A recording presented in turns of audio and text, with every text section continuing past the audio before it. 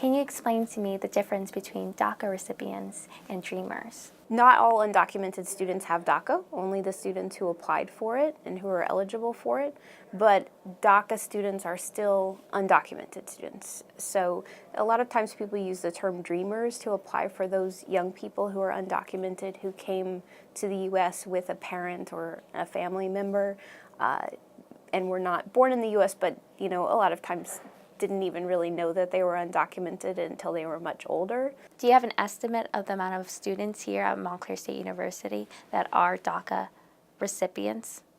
So the number that the university has reported to the state of New Jersey is approximately 60, but that number, of course, is a rough estimate because students are not required to report their immigration status when they apply for admission to the university.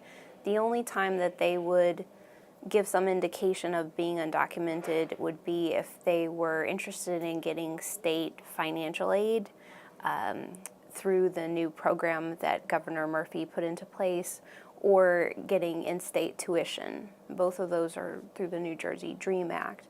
And in those cases, students have to file an affidavit that says that if given the opportunity in the future, then they intend to legalize their immigration status. From your conversations with DACA students, what would you say is their biggest struggle or burden that they face? I think that financial issues are a big struggle. A lot of the students who contact me are asking for some kind of assistance, like what is available to me as an undocumented student, because I've got to get through school. How am I going to pay for it? But in addition to that, I think one of the issues that comes up a lot is safety and security, not just for the students themselves, but also for the students' family members. We've had a couple of students who contacted us because they had a family member who was detained by ICE officials, and they felt afraid either for themselves or for other family members that were still living at home.